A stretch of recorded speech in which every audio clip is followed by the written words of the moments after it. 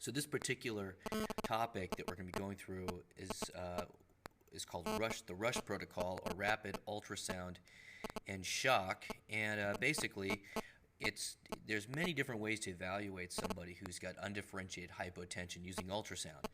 One group recently came out with this paper called Abdominal and Cardiac Evaluation with Sonography and Shock, or ACEs, basically using ultrasound in the setting of undifferentiated hypotension to try to pick up an early diagnosis and then guide the therapy in a goal-directed way. And this included multiple modalities, including cardiac, peritoneal, pleural, looking at the IVC as a non-invasive measure of central venous pressure, and also looking at the aorta. And I liked their approach, but it was a little bit, it's kind of here and there, and I agree with all the things they said. It's just that I like this approach better, the Rush exam, or rapid ultrasound in shock and evaluation of the critically ill. And this was published in February in the Emergency Medicine Clinics of North America. And the reason I like this approach to it better is because it's a little bit more organized, and in the heat of the battle, as an emergency physician, I like simple algorithms that can kind of keep me focused on my patients. And so I'm not trying to remember a paper or a chart or a diagram. I'm just like, okay, what was that mnemonic again? Rush, that's right. Rapid ultrasound and shock. Okay, how do I work this?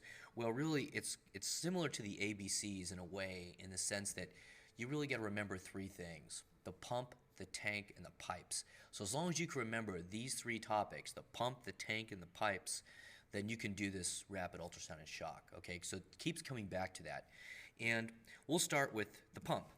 And for always, now you'll remember the Austin Powers movie when it comes to evaluating somebody in shock. And it's really an evaluation of the global LV function, and also for any obstructive processes that could be going on, specifically a pericardial effusion or pericardial tamponade, and RV strain in the setting of pulmonary embolism. Recall that the three places you place the probe in order to evaluate the pump is the peristernal long, the apical four-chamber, and the subxiphoid. And we'll start with that subxiphoid view. The interesting thing about the subxiphoid view, it's probably the one that people reach for first. Certainly the one that I reach for first when I've got a patient in shock. Just want to see if their heart is moving or not. Kind of what's going on there. In the setting of a code, is the heart moving?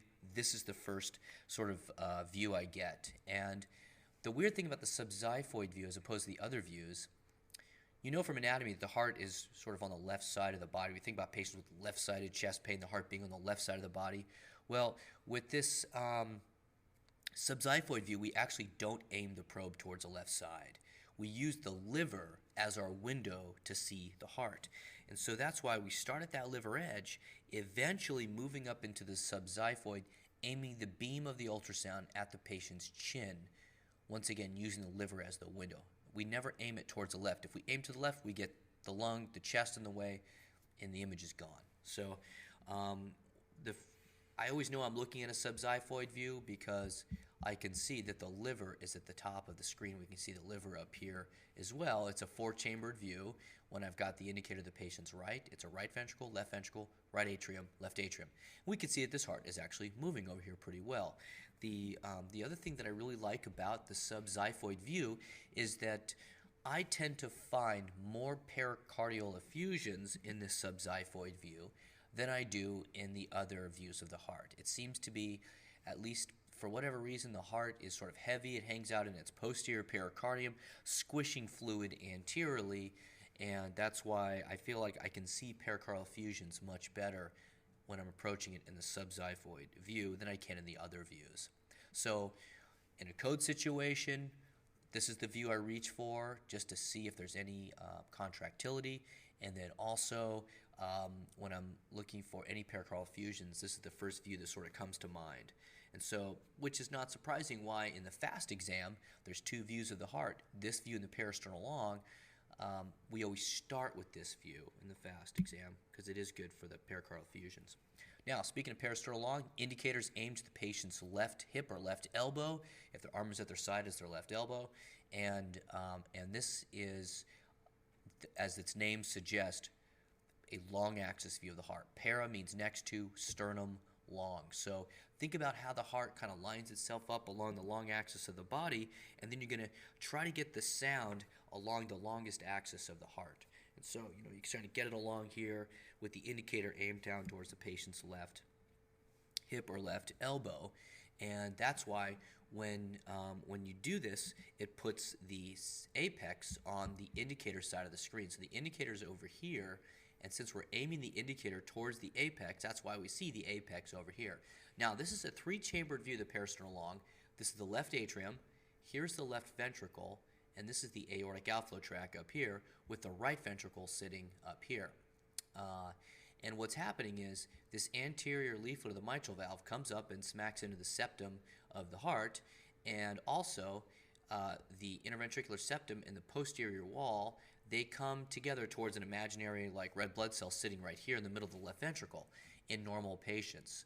So we should see that nice movement of the anterior septal leaflet of the mitral valve, and we should also see good movement of the interventricular septum and the posterior wall as they come towards each other. And we can see here, this is just the schematic diagram here of this three-chambered view. Left atrium, left ventricle, right ventricle, and this is the aortic outflow tract here. And in a normal patient, this is exactly what it looks like. We can see the left atrium here, we can see the left ventricle, and not seen that well in this particular cut is the aortic outflow tract, but this is where it lies. If we angle the probe slightly one way or the other, we could probably see this aortic valve come into view a little bit better. This is the right ventricle up here. This is our interventricular septum running along here, and this is our posterior wall. Now I want you to pay very close attention to this mitral valve right here. Notice how that mitral valve comes up and smacks into the septum right there. See that? So over here, it's away from the septum, it's closed, and now it's open. And when you see that mitral valve smack in the septum like that, see how it can smack that septum as I'm controlling it right now? That's normal. We want to see that happen, okay? So this is a normal peristernal long axis, and this is just the overlay of that schematic diagram for you. Now in this peristernal long axis, it's also possible to see some other things going on. What do you think is going on in this particular view? Yeah, there's a nice effusion back here. We can see it posteriorly as well as anteriorly. What do you suppose this circle is right here? I didn't talk about this yet. What we're seeing there is the descending aorta. After the blood leaves the heart, comes out of the aorta, kind of goes behind the plane of the screen here, and then makes its way sort of down the body towards the abdominal aorta. But this is the actual very proximal section of the thoracic aorta as it's heading down towards the feet. And we can see this effusion here on the left side in the peristernal long axis. Sometimes it's confusing whether the effusion is in the pericardium or in the pleura, because the heart's sort of off to the left a little bit there. So you can see sometimes effusions on the left side in this you can see effusions in the left chest sometimes in this peristernal long axis. But one thing to keep in mind is that if this effusion is wedged between or anterior to the thoracic aorta, in this case the effusion walks anterior to this thoracic aorta and wedges itself between the posterior wall of the left atrium and the thoracic aorta, well then that's definitely pericardial. If this effusion was to walk down behind the thoracic aorta, then it would be pleural. Yet another reason why I like that subxiphoid view to confirm a pericardial effusion, because I don't get into any confusion with the chest then. I just see liver, RV, LV in the subxiphoid view, and the pericardial effusion is seen nicely above the RV. Now the third view of the heart is this apical four chamber, and we can see here how the apex comes to the top of the screen up here, because that's where we place the probe. We basically place the transducer right along the PMI, or point of maximal impulse, and the heart is beating at that point. That's why we see the apex up here right at the skin line, and then as we look distally we can see the chambers, the right ventricle, left ventricle, and then the right atrium and left atrium in the far field. This is with the indicator towards the patient's right. So subxiphoid view, indicator to the patient's right. Peristernal long, we put it to the patient's left, but then apical 4 chamber, we're back to the patient's right again. And this is what it looks like as a schematic diagram. And once again, this is what happens when we see some pathology. The pathology is clearly demonstrated here. What do you think an EKG finding might be in this particular setting? Electrical alternans. And you said low voltage, and you're both right. It turns out that in the setting of pericardial tamponade, the most common EKG finding is low voltage. The second most common finding is this, electrical alternans. But look how low that voltage is there. And on a chest x-ray, it's impossible to differentiate between a big pericardial effusion and just cardiomegaly. They look really the same. You just see like a large cardiac silhouette. So really, we can't rely on ECG findings or chest x-ray to make this diagnosis. It's all about the ultrasound here. And this is what a normal apical 4 chamber looks like.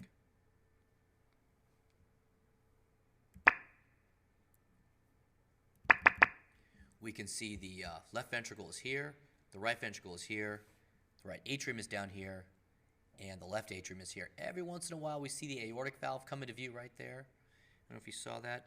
And when the aortic valve comes into view like that, we call that, here I'll back it up for you, right there.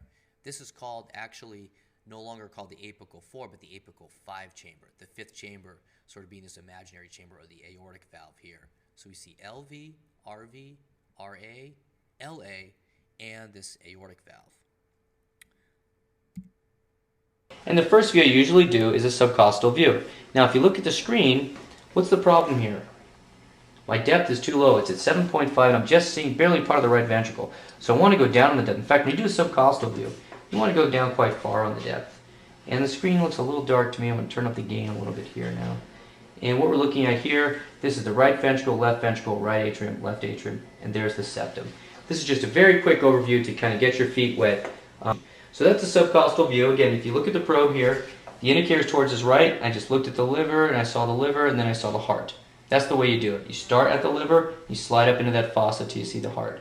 Now, there's another view called the parasternal long, where you take that indicator towards the patient's left elbow, and now we can see the heart on the screen. It looks pretty small. We're going to need to decrease the depth and to have it take up most of the screen. Left atrium, left ventricle, aortic valve, aortic outflow tract, this way, right ventricle. Okay? Now that's a parasternal long view. If I want to do a parasternal short view, I simply take my probe and then I rotate it 90 degrees, and now you look on the screen and we'll see a parasternal short view. Looks like, sometimes we call this the fish mouth view right here because it looks like a fish mouth there. So this is the left, this whole thing is the left ventricle. You can imagine squeezing it together on itself like a donut. And this is the right ventricle up here. Okay. And then the fourth view, you want to have the indicator here towards the patient's right again. You're sort of right underneath that left nipple, aiming towards the spine. And that view there will get you the heart on the screen to stand straight up with the septum standing top to bottom. That's the septum there. This is the left ventricle, right ventricle. Notice how the right ventricle is about 2/3 the size of the left ventricle, and that's normal. When that right ventricle gets really big and approaches the size or even bigger than the left ventricle on an apical view, that's considered right ventricular strain and is suspicious in the right setting for pulmonary embolism. So that's why this apical view can be very helpful. This is the pericardium around the outside of this right and left ventricles there. You can look for effusions this way. Okay, So now that you've seen some normal stuff, let's talk about what type of dysfunction we can see. Well, I mentioned that with the global LV function, it's good to look at the mitral valve, the anterior septal leaflet of it, and also at the qualitative LV function. And just to pull this up for you here, we can see two patients' hearts here. One of them is quite abnormal, and the other one is normal. And I think it's probably pretty easy for you to see that this mitral valve here is actually not coming up and smacking into that septum at all. And you can see, even as I back it up here, I freeze the image, I back it up, it's really not making any meaningful headway. This is about as far as it gets, not even halfway across this opening to make its way towards the septum. So right off the bat, we're concerned about this patient having a decreased LV function. just because that valve doesn't come up and smack the septum. The second problem is that we see back here in this left ventricle, if we're an imaginary red blood cell sitting right here, we don't make out the fact that very well that this interventricular septum and this posterior wall are coming together to any meaningful degree the way it is over here. You can see up here there's pretty good delta here in the chamber sizes, between the end systole and end diastole. There's a good difference in that chamber size because the interventricular septum and posterior wall, they're really squeezing together really well. And so right off the bat, we look at this heart and we go, okay, definitely decreased LV function. Now let's apply that to this heart here. What do you guys think is going on here? First thing we look at there is that interventricular septum and the mitral valve. Does that valve come up and smack that septum? It may be hard to see just by looking at the video, but when I freeze it, we can see right there, it smacks that septum pretty well. See that? Who's your mitral valve? Who's your mitral valve? Right there. Okay. Okay, good. So, I know it's early. Here's the other thing we look at back here. What do you guys think? Yeah, it's contracting. There's good squeeze there. And this is indeed a normal LV functioning heart right here. Okay? Now, how about this one?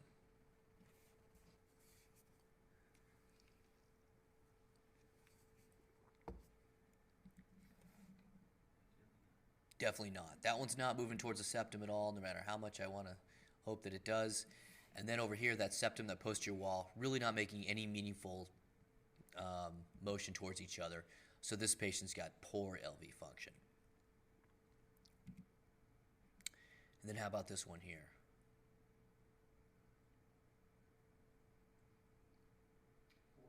Yeah, poor LV function.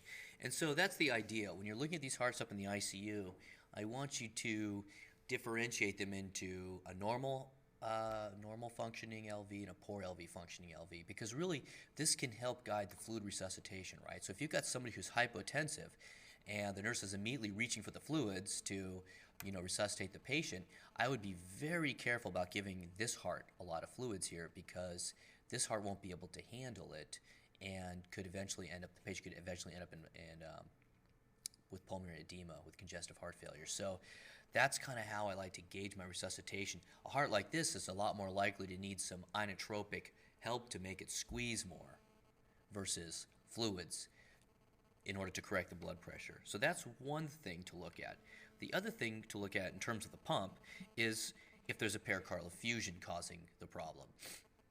We've had many, many cases now of medical students using ultrasound and stumbling across a pericardial effusion in a patient who's got chest pain, shortness of breath, or hypotension.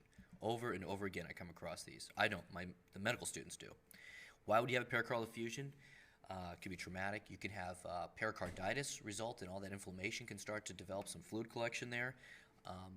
Malignancies can cause pericardial effusions. Like malignancies can cause fluid collections all over the body. One place is around the heart, and also it's common to see this in patients who are uremic.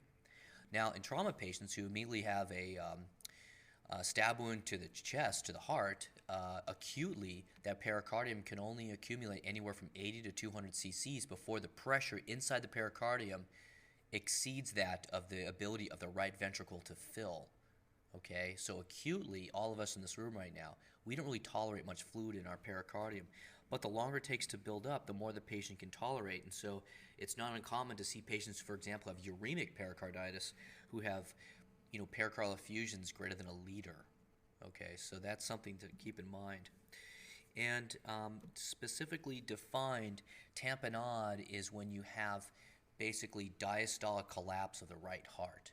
So normally during diastole, the right heart should be filling, but instead you've got this thing where the right heart during diastole, the right ventricular wall collapses during diastole. So we should see, during diastole, the right and left ventricles fill, but in the case of pericardial tamponade, the LV will try to fill, even though they're usually pretty empty looking LVs because our blood can't get around to it, but the LV will try to fill. Meanwhile, the RA and the RV collapse. It looks like there's a little alien in there jumping up and down on the right ventricle. It looks like what some people call the trampoline effect. So that's kind of what you're thinking about in terms of a sonographic definition of tamponade. One of the things we see also around hearts are epicardial fat pads. So epicardial fat pads can appear heteroechoic, meaning that some parts are hyperechoic and some parts are hypoechoic. And they're tacked down to the right ventricle and the left ventricle, and so they move with the heart. So as the heart is beating, as the heart is moving, these fat pads are moving with the heart. Okay, so that's one way to differentiate that. And fluid collections really should be anechoic. The problem is where you get into when there's a clot around the heart. So clots around the heart are not heteroechoic the way a fat pad is, but they're isoechoic, with the clot is one similar echogenicity across its clot, and it's the same echogenicity as the liver. So if you're looking at this in a subxiphoid view, you'll notice that the clot looks a lot like liver. It looks a lot like thyroid. It's very isoechoic with those organs. So we'll see some examples here. What do you think about this one? Well, this patient's RV is actually working quite well. It expands during diastole and fills. It doesn't have that trampoline effect. And if you look around, there's definitely a pericardial effusion here. What view of the heart is this? Yeah, subxiphoid, exactly. Because the liver's here. Whenever I see liver at the top of the screen, the sound had to go through the liver to see the heart. And so that's the tip-off to this is a subxiphoid four-chamber view. And, you know, I look at this patient, a little bit of history. This patient does have a lot of chronic medical problems, including they're on dialysis. And so in some of these patients, you can see loculations if they've had these fluid collections there for a while. And I think that's what these little striations are in this pericardium, are loculations, okay? And this is a very small pericardial effusion. I would not be running to grab a needle to drain this one here, especially because I don't really see the sonographic findings of tamponade. The other question people always ask me is, how much fluid is around this patient's heart? And, you know, I don't, to really decide that, you'd probably need to do some kind of volumetric, you know, scan of the heart in 3 dimensions, and then take the area under the curve using calculus or something that I don't know anything about. So the answer is I don't know. But what I do is, during the end of systole, when the ventricle pulls away from the pericardium at its maximal point, I would then drop a caliper and measure. And, you know, generally speaking, pericardial effusions 1 centimeter or less don't have to be dealt with in acute fashion the way larger pericardial effusions do. But if you're reporting this to somebody, you would say, I see a pericardial effusion between, you know, especially between their RV and the anterior pericardium, and it measures, you know, 0.9 millimeters or 2 centimeters. I'm worried about this patient because they have a 2 centimeter stripe of fluid in the pericardium. That's how I would communicate that to somebody. Now this is an interesting case here. What view of the heart is this? Same, subxiphoid view. And just, what do you think about this overall?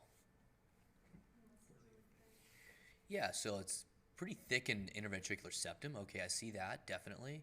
What else?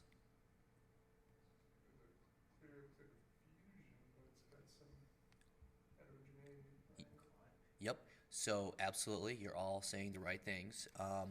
There's some fluid here, and there's some fluid over here, and in between that fluid, there's this isoechoic material here that's the same echogenicity as the liver. And indeed, that is a clot. What else do we see? Yeah, it looks like there's a little monkey in here jumping up and down on this patient's right ventricle, that it's got this paradoxical RV motion. And that is what helps to define the tamponade physiology going on here. And so there's another little thing I want to point out to you with this heart that I didn't notice initially the first time I looked at it, but the more I stare at this clip, the more it starts to become apparent, is that this patient, and it's normal to have this, but it's just a little epicardial fat pad right here. See how that epicardial fat pad is outlined by the fluid and moves with the heart? And so that's something I'd point out here. Just pointing out some findings that I expect to see around the heart. I expect to see fat pads. Luckily, fat pads are less than 1 centimeter in thickness almost always. And so if you're wondering whether it's a clot or a fat pad, clots certainly can get a lot larger than 1 centimeter. And these are 1 centimeter hash marks along the edge of the screen. quick way to eyeball anything on ultrasound, any ultrasound machine, any manufacturer, is to look at the dots along the side of the screen. And they usually mean 1 centimeter hash marks. When you switch to the linear probe, in the near field, sometimes those 1 centimeter hash marks change to be 0.5 centimeter hash marks. So just keep that in mind with the linear probe. Sometimes those 1s are now 0.5s. But certainly with the phased array transducer, these are 1 centimeter hash marks. All right, what do you think's going on here? Well, I already have it labeled for you as tamponade. So, I can see this heart swinging back and forth.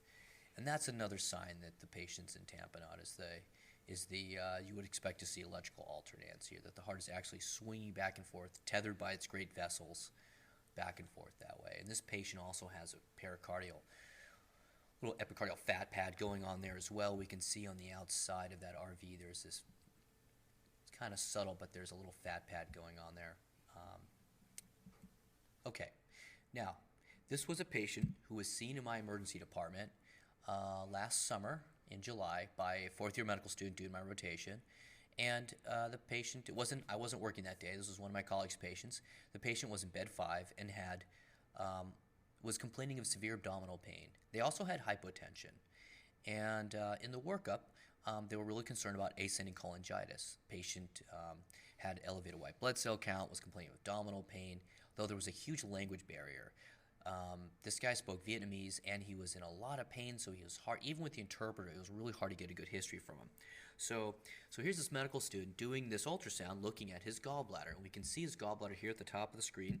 Now just kind of watch everything that's going on here. What do you see?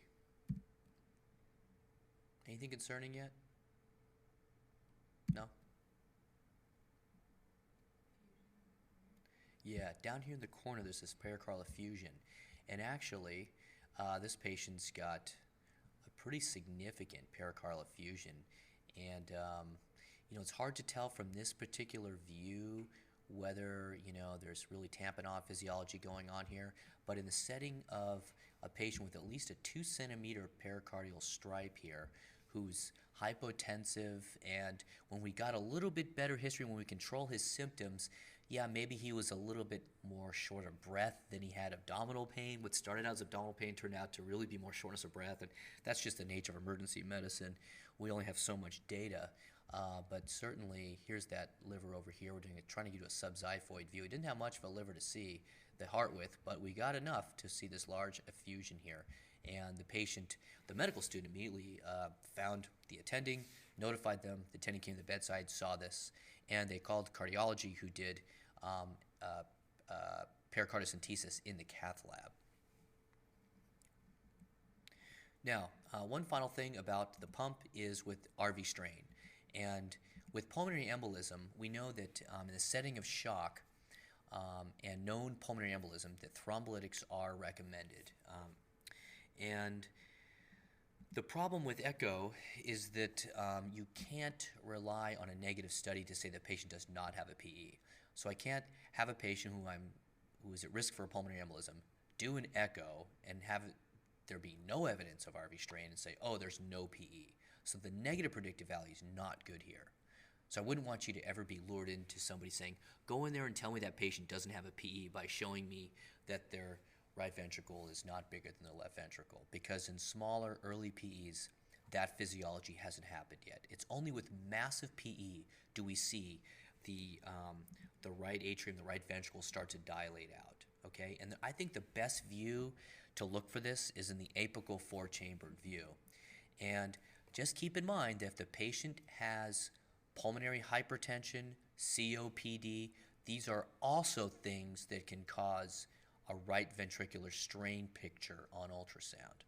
So, we don't get a lot of patients with COPD at UC Irvine for whatever reason compared to other places where I've worked. And maybe there's just less smokers around Orange County than in other centers. I'm not really sure. But lucky for us with doing ultrasound of the heart, we don't have that confounder too much. But in the setting of COPD or pulmonary hypertension, you got to be very careful how you interpret anything with echo. Now this is an example here of somebody who's got RV strain. And we can see this is what axis of the heart? Parasternal long, very good. So this is the left atrium, here's the left ventricle, aortic outflow tract. There's my aortic valve, happens to be closed right now. And this is the right ventricle, bigger than the LV. Normally, the right ventricle should be 2/3 the size of the left ventricle. Okay? That's in all of us sitting in this room right now. But with pulmonary embolism, massive pulmonary embolism causing shock, that right ventricle is trying to pump against that clot in the pulmonary artery, so it's got nowhere to go. The blood's got nowhere to go. So the RV is getting bigger and bigger. Completely makes sense from a logical standpoint, which is what I love about this pulmonary embolism stuff. This is another patient. This guy was an employee of the hospital who came in to our emergency department coding. Okay, everybody recognized him. He was an employee. One of the things that sort of helped to give it away was the fact that he had an external fixation device on his lower extremity. He had just gone home from having orthopedic surgery a couple days earlier, still had the X-Fix on. And, you know, that was the big tip-off of why somebody would be coding. Of course, we looked at his heart like we do any other code. And this is not the prettiest view, I'll give you that, but this is what they got. It's trying to be an apical 4 chamber, and this is the left ventricle over here, and this is the right ventricle over here. Can you see how much bigger the right ventricle is than the left ventricle? And that, combined with the X-Fix, in this patient who was undergoing, at the time, CPR, resulted in thrombolytics being pushed.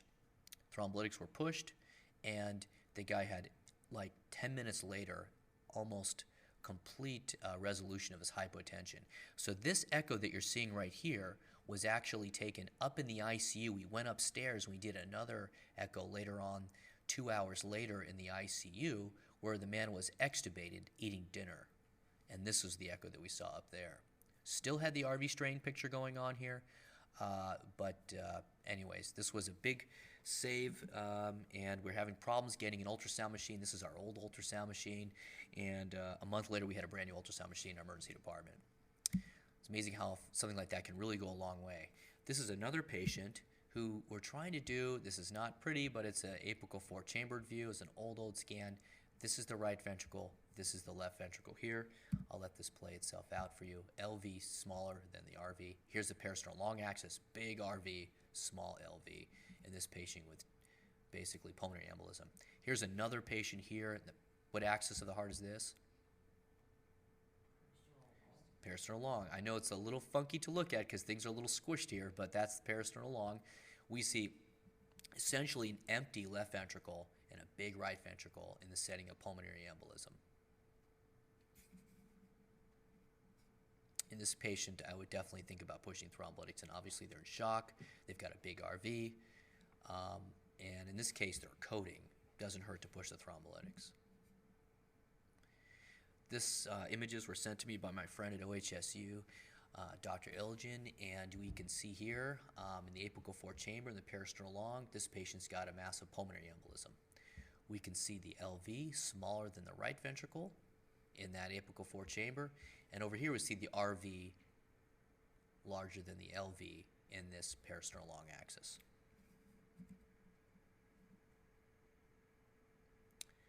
Okay, now we talked about the pump. Yes?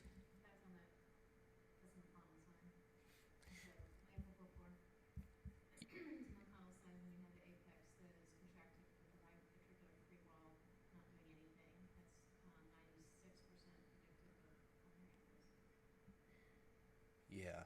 So the McConnell sign, the right ventricular free wall, is standing there, not doing anything.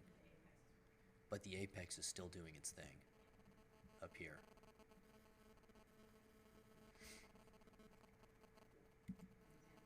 Yeah, it's a cool example of that, actually. All right. Now, moving on. The tank. And what we do when we think about the tank is what's going on with the tank. Is the tank full? Is the tank leaking out somewhere? And the first thing I think about with the tank is the central venous pressure. And this is a big topic right now with septic patients. We want to estimate their central venous pressure. And because the early goal-directed therapy of patients in sepsis is the standard is to check for the central venous pressure. And the way people currently do it is invasively with, a line placed, a central line placed down into the right atrium of the heart, and then a transducer is in there sensing what the pressure is, okay? And that is read out on the monitor as a number. And it's very invasive because you have to cannulate the IJ and get all the way down to the right atrium of the heart and place a sensor in there. But you can actually estimate it non-invasively using the IVC diameter. So I'm going to show you guys this briefly, and we can practice. We're going to practice all this stuff today, but I just want to show you this to you briefly. So it turns out that the IVC, as you know, dumps into the right atrium of the heart, and therefore it's proportional to what the right atrial pressure is. As you breathe in, as you inspire, the diameter of the IVC should decrease, okay? And as you expire, it goes back up again, basically. And so patients who have high intravascular volumes, they don't really see much change during inspiration of their IVC diameters, whereas patients with low intravascular volumes or low CVPs, you do see a lot of flattening out of the IVC during inspiration. Let me show you what I mean here. So first off the bat, where do you stick the probe? You put it right here along the parasagittal to the right in the sagittal view. So we have the indicator of the patient's head in sagittal view, and I say right parasagittal. What does that mean? Sagittal means right down the center of the body. Parasagittal means just off to one side or the other. If I want to see a long axis of the aorta, I go left parasagittal. If I want to see a long axis of the IVC, I go right parasagittal, okay? Sometimes it helps as they're doing in that picture to angulate the probe up a little bit, and then you should see right underneath the liver the inferior vena cava coming along and dumping into the right atrium of the heart. And in patients who have an IVC less than 2 centimeters to begin with, before they even do any inspiratory anything, less than 2 centimeters, and then it collapses by more than 50% with inspiration, the pressure in the right atrium is said to be less than 10 millimeters of mercury. And if it's more than 2 centimeters before you inspire, and when you breathe in, nothing really happens to it, it doesn't compress by more than 50%, then you're said to have a CVP greater than 10 millimeters of mercury. Okay, and that's basically how this works. So, what does it look like? This is the IVC right here. Okay, I see it going along. The IVC's got very thin, flat, black walls to it, as opposed to the portal vein that's got very hyperechoic walls to it. Okay? And this is a patient who's breathing in and out and has a 2 centimeter IVC that is not changing at all with respiration. So this patient would have a CVP greater than 10 millimeters of mercury. Adequately hydrated. Okay? As opposed to this little skinny CVP right here. Look at this. I mean IVC right here. I mean, this thing is definitely, less than 2 centimeters. And as they inspire, it flattens all the way out. So we start out less than 2 centimeters, and as the patient breathes in, the IVC actually flattens all the way down. And the walls basically touch in this case.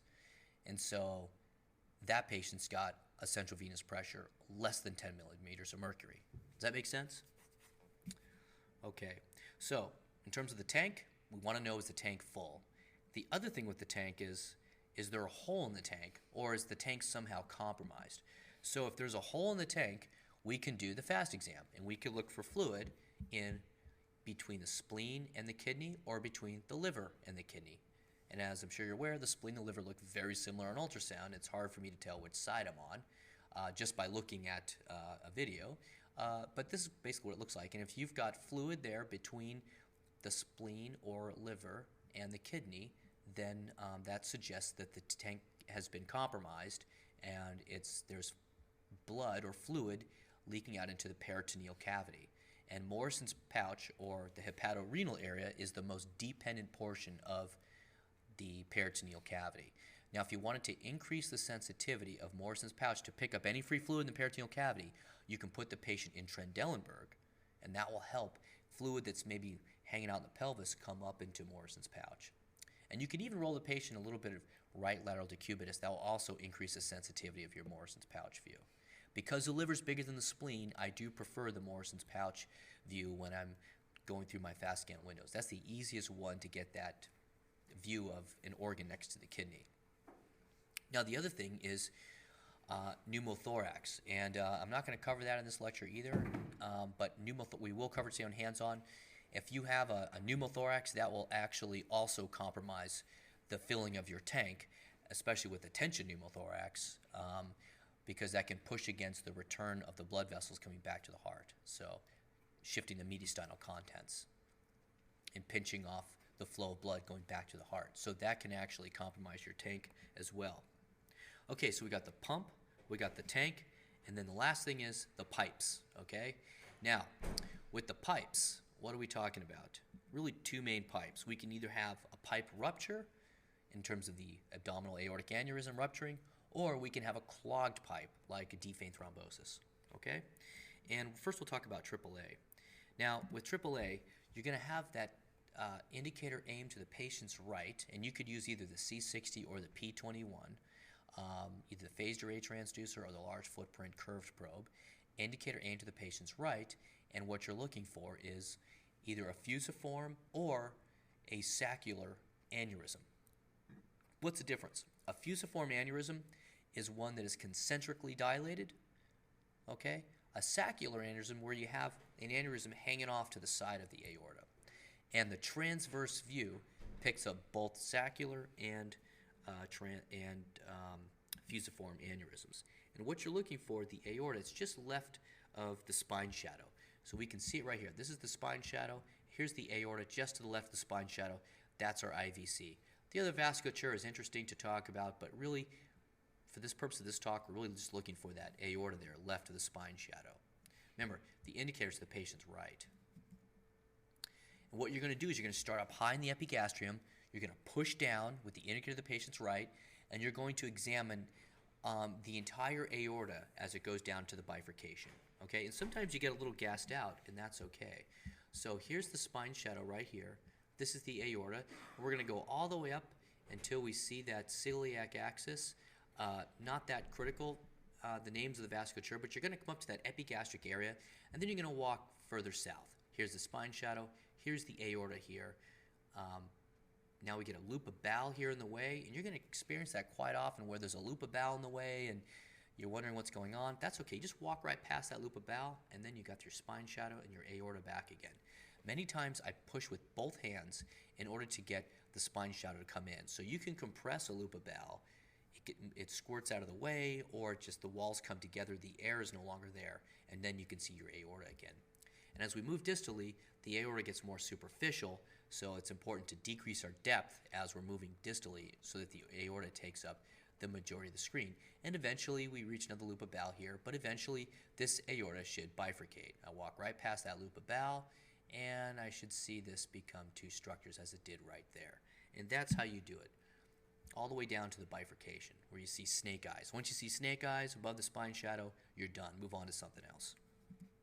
And when you see an abdominal aortic aneurysm, it looks like this. This one happens to have a large mural thrombus to it. We can see this thrombus kind of coming along here. And by the way, that thrombus, that mural thrombus is dampening, has a dampening effect. What do I mean by that? As the true lumen of the aorta is pulsating, the mural thrombus is dampening the pulsatility and makes it sometimes difficult to palpate on a physical exam, which is why the physical exam's got about a coin toss for sensitivity for picking up an abdominal aortic aneurysm, even one this large. This is about 8, 9, 10 centimeters. And even one this large, because of all that mural thrombus, that dampens the pulsatility, making it difficult to pick up on physical exam.